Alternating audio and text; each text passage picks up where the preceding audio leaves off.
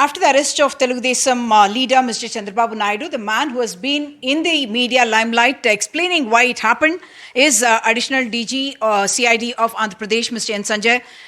You have explained in detail what the scam was and that money was siphoned off. What I want to ask you is, how does this relate directly to Mr. Chandrababu Naidu? Are you able to show any money trail that shows money going into his account or into his family's accounts? Vicarious liability, I can understand. Yeah, his associates who have been already questioned by the income tax department is one of those who we mentioned, Srinivas, who's being examined by the income tax. And the income tax notice to Mr. Naidu is of a similar amount of over 100 crores. And this person running away from our notice and we trying to trace him, it causes a gap in our investigation. It's not about Mr. Naidu, but it's about our efforts to inquire with Mr. Pandyala Srinivas and his links with another person, another two persons who are part of a process of generating fake invoices, who have been questioned by the ED and the IT in earlier instances. So this linkage clearly brings out the fact that the proceeds of crime which was agreed upon as 241 crores by ED as well as APCID clearly points a finger towards the end. Explain for our viewers who Mr. Srinivas is and how he is linked to Mr. Naidu. He is a government employee but associated with Mr. Naidu in all his tenures as the Chief Minister as well as earlier. And he has been PA.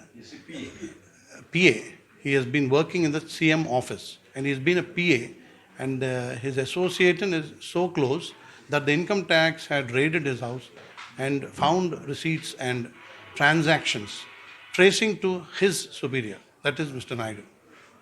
In this case that has obviously attracted a lot of attention, the allegation has been that you are acting on the diktat of the Chief Minister and that this is politically motivated. What is your reaction to that? The investigation has begun in the year 2018 when GST noticed irregularities.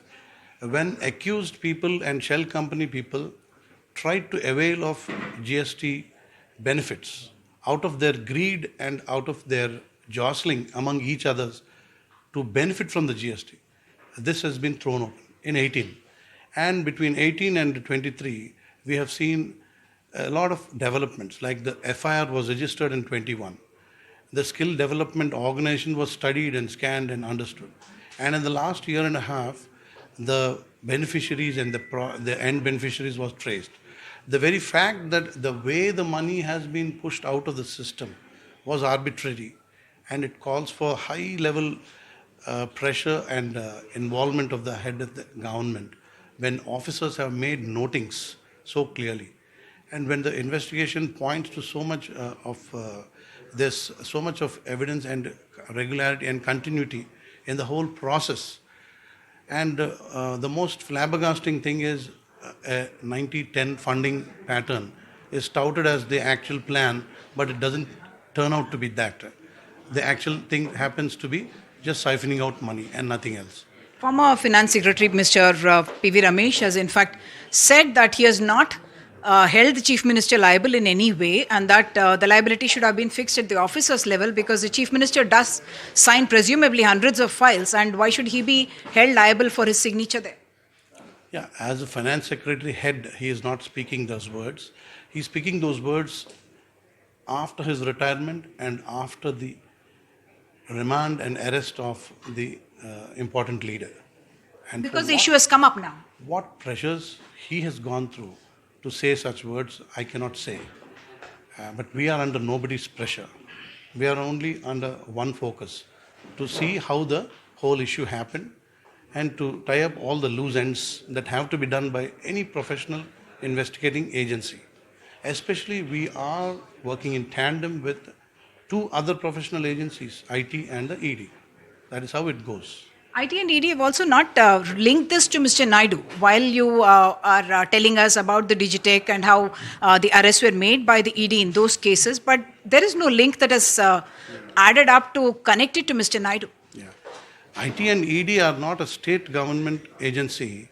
We are linking this to Mr. Naidu because of the way the whole issue happened in a twofold manner.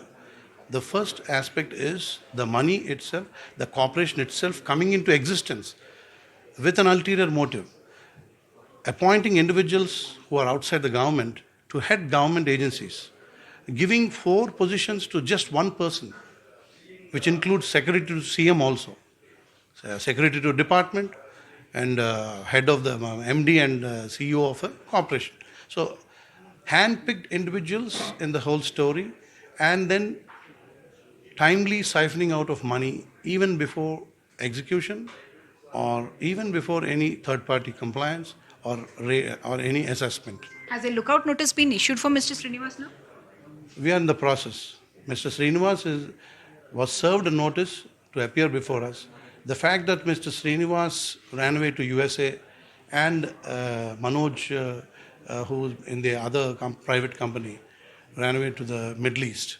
The very fact that they are at large shows that the kind of pressure that exerted upon key witnesses in this, we can understand because of the high level of the person involved in this. One file that is said to have gone missing of the APSS, of the Skill Development Corporation itself.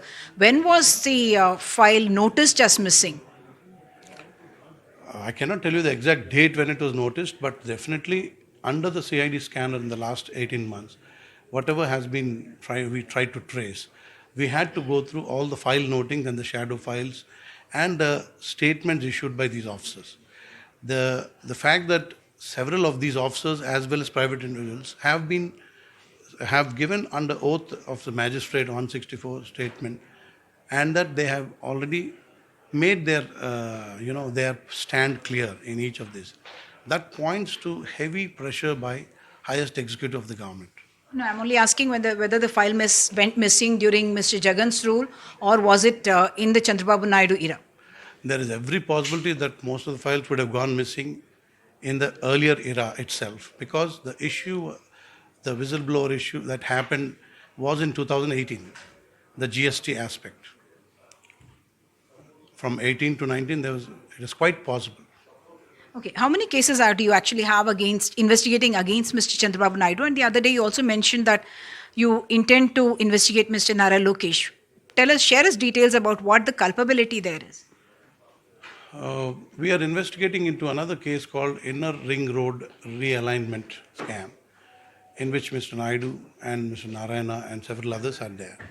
And then there is another case under the AP Fiber Net Corporation, in which Mr. Lokesh's role is being looked into. In both these cases, there is need to fix culpability as well as carry forward the investigation. Okay, thank you so much. Thank you. So while the CID has been claiming culpability on the part of Mr. Naidu, it is a fact that the trail of money is not established, and even though they say he is the end beneficiary, that yet to be established. In Hyderabad with camera person Nagraju, Uma Sudhir, NDTV.